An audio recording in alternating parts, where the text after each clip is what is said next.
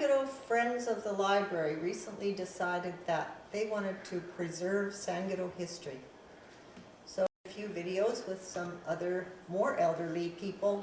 Someone suggested the Lowrys, so luckily Mavis was on hand, and the three of us have decided to tell you what we remember of our young days. We do have a younger sister, but she doesn't actually qualify as the elderly, Delana. So, way back in the beginning, to tell you a little bit about the Lowry history, our great-grandfather, our dad's mother's father, who is known as Cougar Wright, his actual name was Charles Franklin Wright, came in 1904 together with his son Lorne. And they squatted on this property and across the river as well. Then a couple of years later, 1906, when Alberta had become a province, they were able to actually register on the land. I do have from historical documents, those documents that show that registration.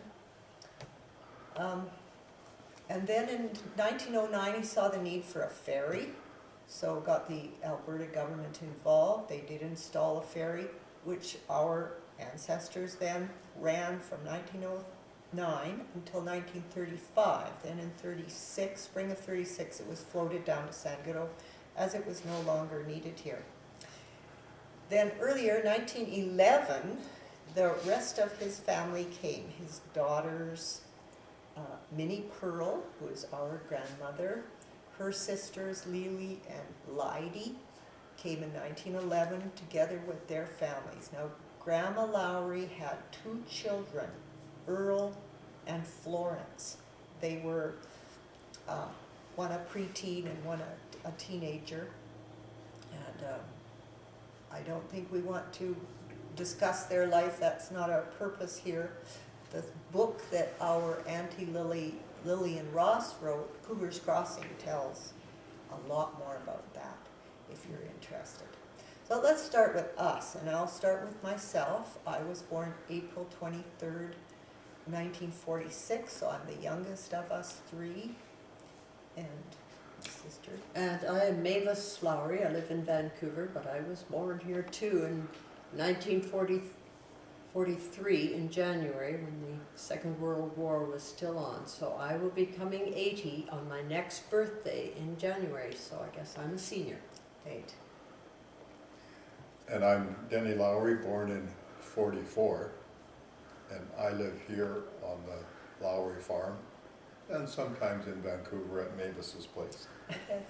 So that makes us 76, 78, and 79. Qualified, I think, to be the elderly. And we'll talk, let's go back and talk about our youth. What are your earliest memories? Well, I would like to tell you about starting school here. When I was 6 years old, I started school in Sangudo, and that would be 1949 when I first went to school. The first school bus we had, I think, was an old cattle truck with wooden boards for seats inside it. I was quite terrified, I must say, to go to school all by myself as a child, and I had to walk up to the corner of our property, which was, we figure, about a kilometer or more away. I walked through the cow pasture, up a hill, and then across a field. Sometimes I hid behind the straw stack up at the top of the hill and watched till the school bus left. And then I could run home and say, I missed the bus. Because I was quite terrified I thought to go you to were school. the academically inclined from your Not- very beginning. Not in grade 1. I was too little Yeah. and I was all alone, and that school bus ride was terrifying, and I often got sick on the bus. Oh, I do remember that, when the bus had to go all the way through Royal Valley. We were the first ones on, the last ones off, so it was a long trip and you would get sick on the bus. It would take about an hour to get to school. We could walk there in about half an hour, but Yeah. we didn't think of that. So if we did miss the bus and walked, it could be, if it was bad roads, the terrible gumbo, remembering you were talking about having to have a stick to clean your shoes. Yes, I used to walk with a stick and you'd stop every few steps, it seems, and dig the mud off your boots. Sometimes your foot would come right out and your boot would be left in the middle of the road. Yeah, yeah. Well, speaking of school, I was the lucky one who had Dorothy Kellen, who was highly revered in this area. I'm sure she was way ahead of her time. She was just a wonderful woman and a wonderful teacher. I was very lucky. In the early Yes, I think Denny should remind us about how there were days that we walked to school and crossed the trestle. We went across in the boat and we walked over and walked the trestle. Well, I guess those were the days when it was raining so hard and the bus couldn't come because there was no gravel on the roads. So we did take the boat across the river and walk that way along the railway track and then across the Sangudo trestle, which was a big high trestle. It still is, but Yeah, it was much bigger and higher. scary. And we were this high. Yeah. And of course, we were always worrying about trains coming, and there were barrel stands. So we would run from barrel stand to barrel stand and then check to see if we could see or hear a train coming and then run to the next barrel stand. That was our education. Yeah. However, Mavis was talking about walking up the shortcut to catch the bus. Well, I too had to walk up the shortcut, but one thing I recall doing on the hill going up, I liked making fires, so I would build a little fire by a stump of a tree, and usually it would go out. But one day, it kept going. Oh. Well, and then of course, our dad saw it, smoking, and I never did that again. I did not know about that. Later on, I recall I was probably 10 years old, about. The first time there was ever TV in the area, and Pat Miller, who later became our sister-in-law, lived a mile and a half about, straight through, going across the river and then walking through the trail. It was the old government trail that went through the jack pines and came out at the Miller farm, right at Robinson Crossing. And Robinson Crossing existed way back in the teens and early 20s, but that was no more. They lived right beside it. So I would go there to watch Lassie on TV at their place in a real snowy, terrible looking TV. Black and white. I thought it was absolutely fabulous. Yeah. Well, speaking about school, it reminds me of how important it was to our parents that we never missed school.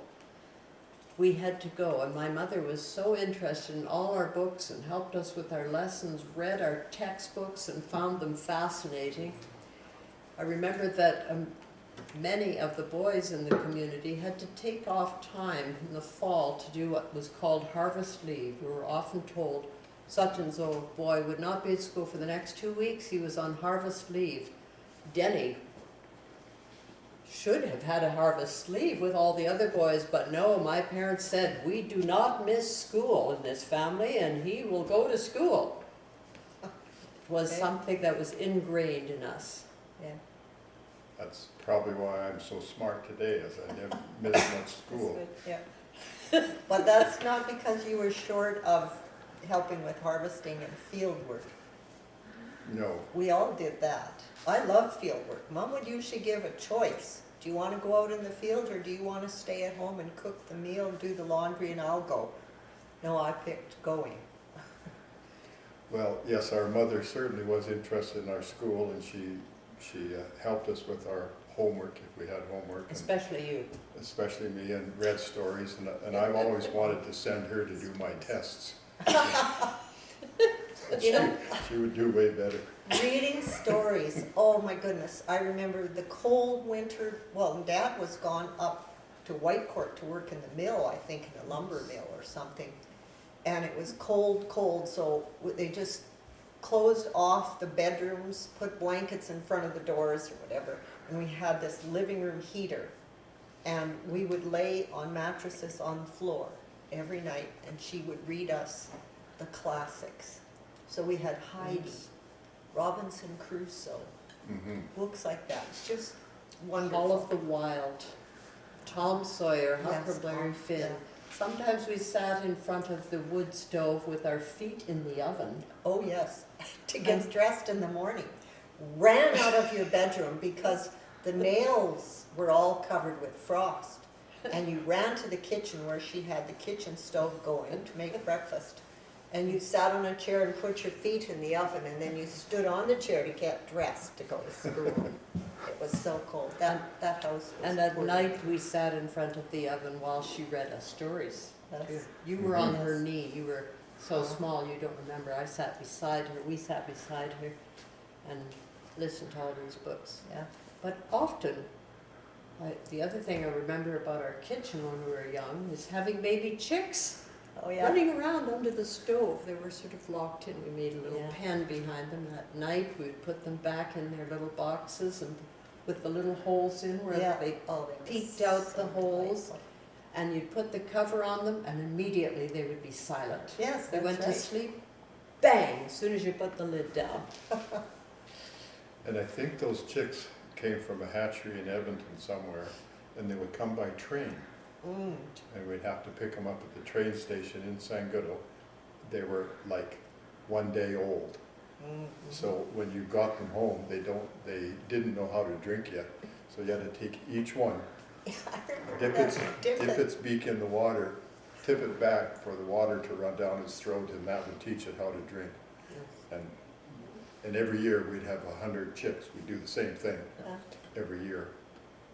But they were terrible little cannibals. They would chew on each other, peck each other's eyes, and awful. I remember that sadness. Speaking of small animals, I remember us having, well, always had a cat. I was a huge cat fan. Yes, you I were. think any picture of me, you will see me clutched onto a cat.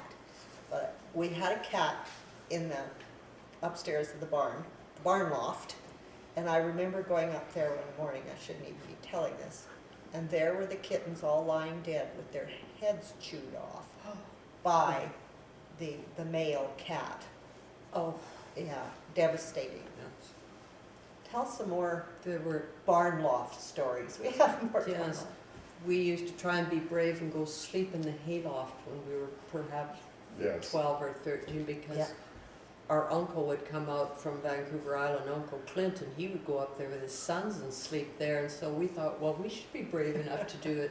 Dad would smirk, and Yeah, But yeah, go ahead. we would haul our blankets up there, and he would say, don't you come dragging those quilts back, your mother's quilts, in the middle of the night. But we never did. lasted.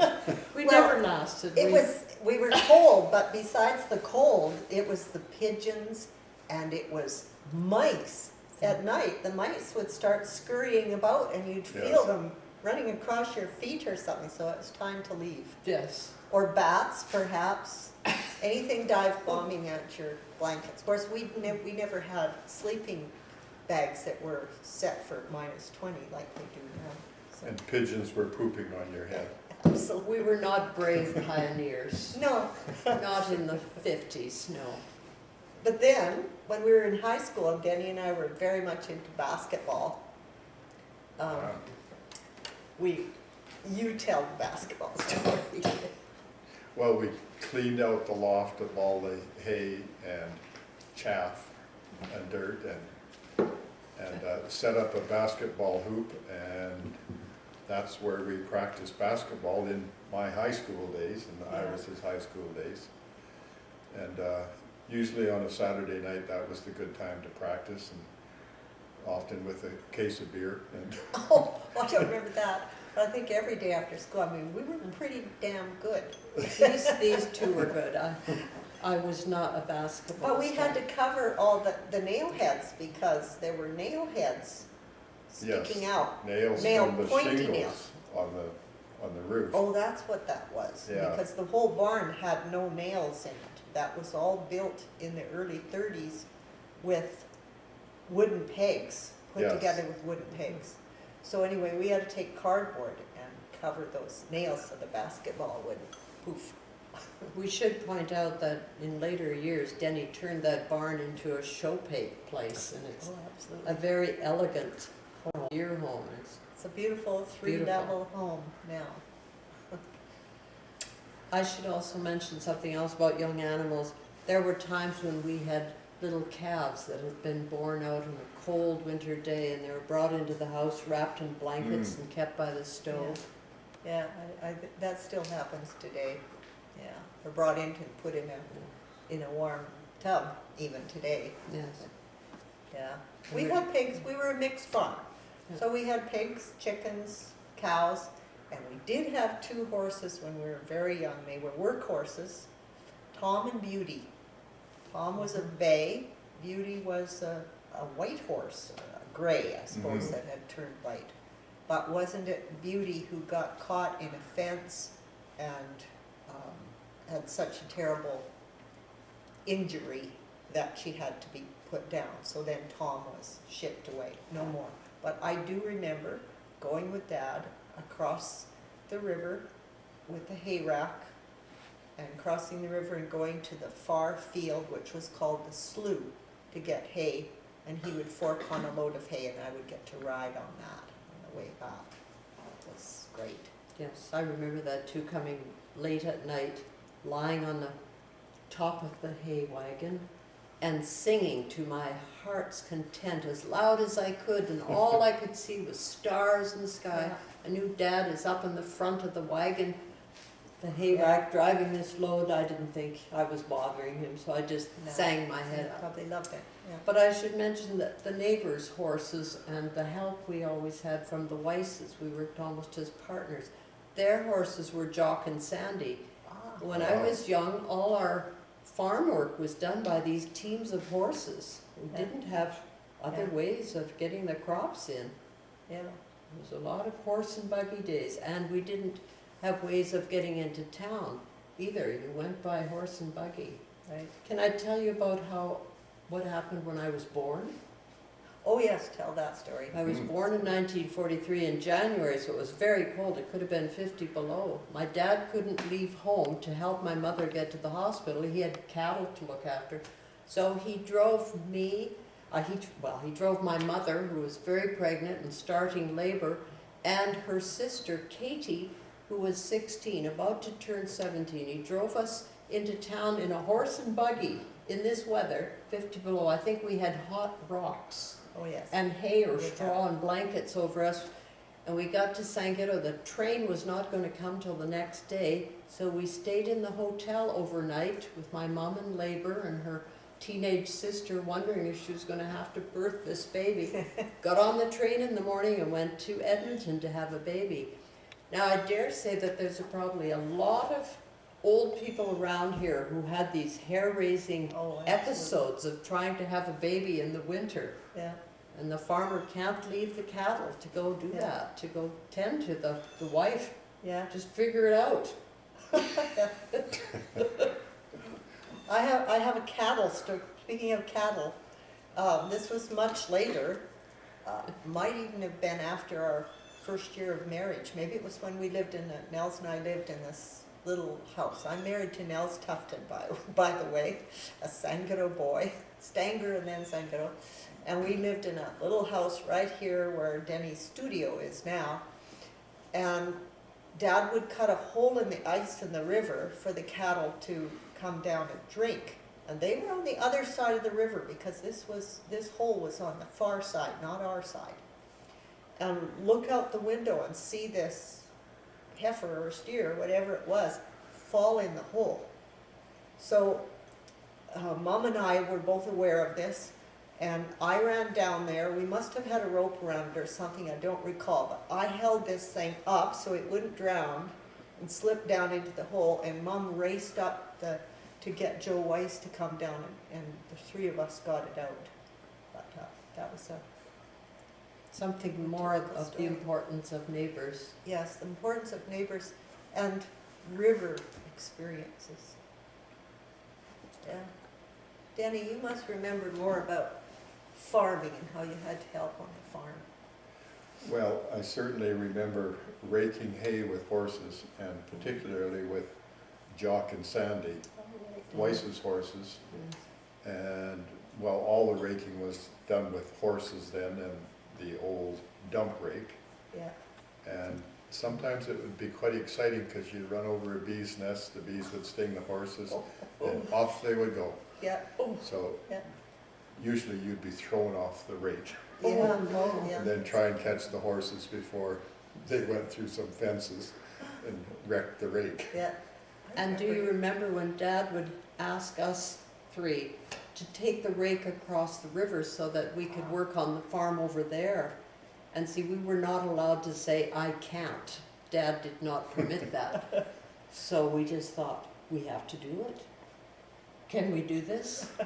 And you would get in front and hold the tongue of the rake up, and Yes. we would each have a wheel, and We we would would stand walk on it. the wheels, yes, and literally, you know, so the wheels would turn and then step on the next one. So we can back before 1944, that was the year of the flood when I was born. I didn't cause it though. And the Are you ferry, the ferry was here, so there was still a cable left going across the river from a stand on either side. And the ferry was taken out of here. And my dad used to send implements across on this cable, like the hay rake. And then in 1944, with the flood, river came up very high, and debris, trees caught that cable and took it out.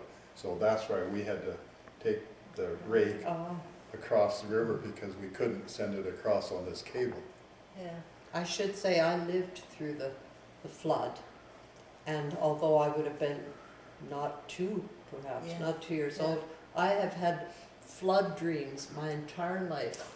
This farm, and I'm in the flood, and I think it's because I lived the experience of my mother screaming and crying and carrying two babies who were both crying, and my dad was frantically outside in a rowboat rowing from one building to the other, trying to figure out how to save chickens, put them up high, how to get pigs up high, how to save piles of lumber, tying it down so they wouldn't float away, and the whole farm was covered in water except the house. We were okay, as long as we didn't go downstairs. We were okay, just stay in the house and scream. And those 100 chicks that we talked about, by this time they were bigger, and they were in the chicken coop. And the floor of the chicken coop was wood, and as the water came in, the water actually came up to about the middle of the windows. So the floor floated up with the chickens, and then Dad would row the boat along the windows, dump the feed in for the chickens. yeah. Is But it it- any wonder I have nightmares?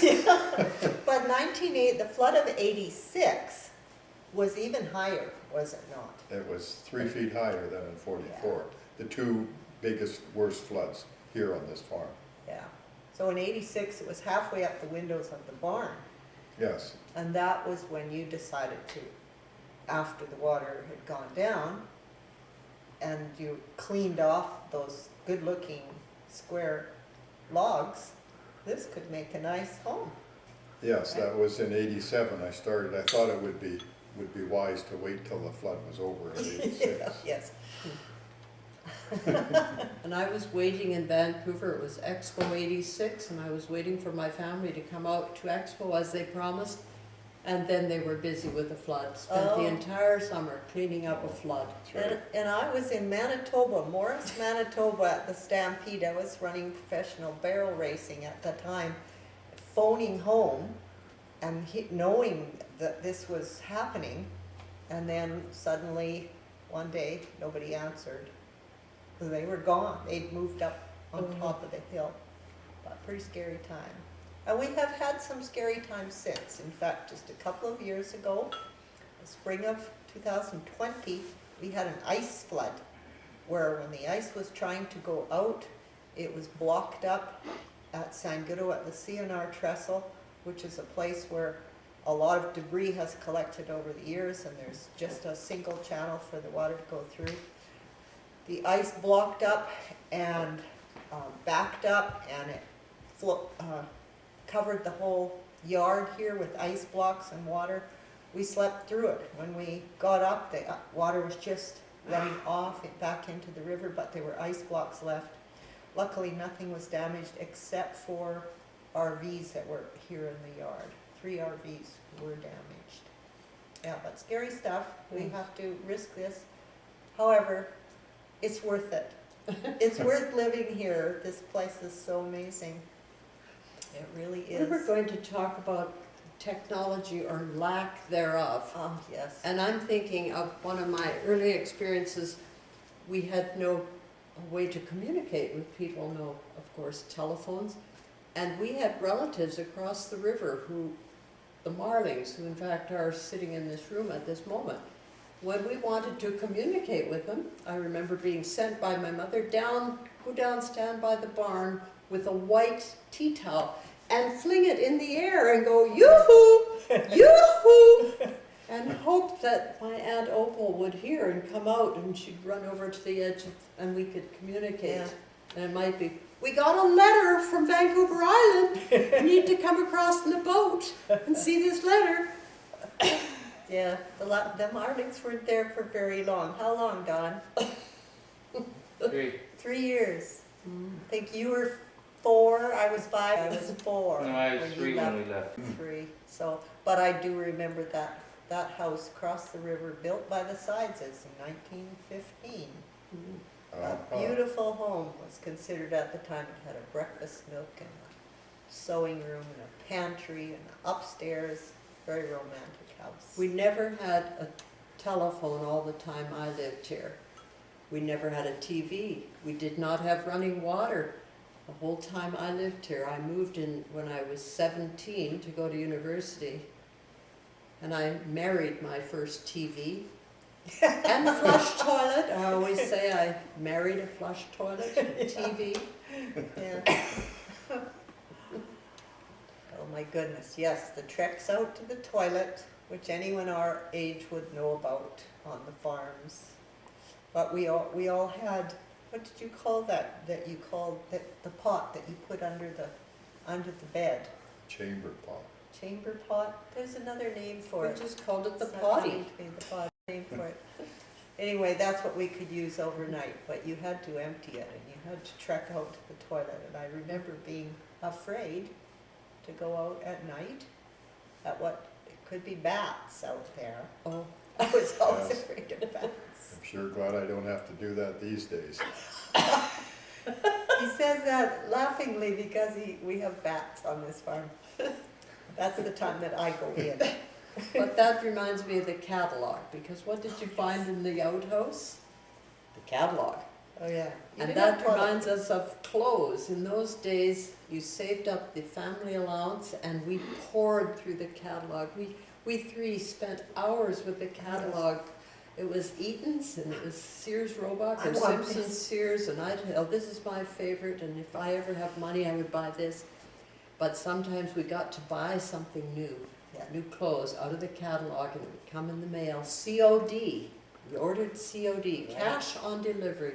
Your package arrived in the post office, very exciting. You paid for it then with the family allowance check. There was no such thing as credit and credit cards No. in those days, certainly not invented. Actually, there was credit. The local grocery store usually offer you credit. And because farmers didn't have, they had cash when they sold their grain or when they sold their animals or whatever. So those people, the Perrins in the 40s, the Swizdeskis, would keep a running total for you. And then when you had the money, you paid. I mean, that's When the you way- got the family allowance check. Yeah. Or you took the cream in, Cream check. the cream check, and you headed up to pay the bill at the store. And one day, it was parents, I think, they made a mistake on the bill. And Dad was looking at the bill and realized they made a mistake, so he went back and told them that he didn't pay enough. And they were so amazed that he would confess this, that they gave him candy and gum and all those sorts of things, and And that was our Oh, moral lesson. Yes, If absolutely. if someone makes a mistake and you come clean and you Fess get up. candy and gum. I know it. no, I learned that lesson from the parents. I met the parent boy years later at a Sangudo reunion when I was already an old lady. Bucky Parent. Bucky Parent, and he knew me, and I said, Really? how could you know me? He says, we always knew our good customers. Oh. And then you told me that story, I thought, oh, it's because of Dad, that they Oh. remembered me. Well, our aunt Lillian Ross, our Aunt Lily, her last book that is being sold now, is released. It's called Heavens to Betsy. It's about her time at Sangudo High School in the 1940s, the second half of the 40s. Very much involved with the parents and a lot of these people. Well, we may be considering to wrap this up now. I think this is probably long enough. We could go on here for probably hours. But we need to wrap it up. Really appreciate this opportunity to tell our stories. And I hope that maybe sometime in the way distant future, our great-great-grandchildren, great-great-great-greats will access this and enjoy watching it and hearing our voices, seeing our faces. Thanks for the audience. And by the way, the photographer here is Denny's youngest son, Sky Lowry. Thank you, Sky. No problem. Vancouver boy. Thank you.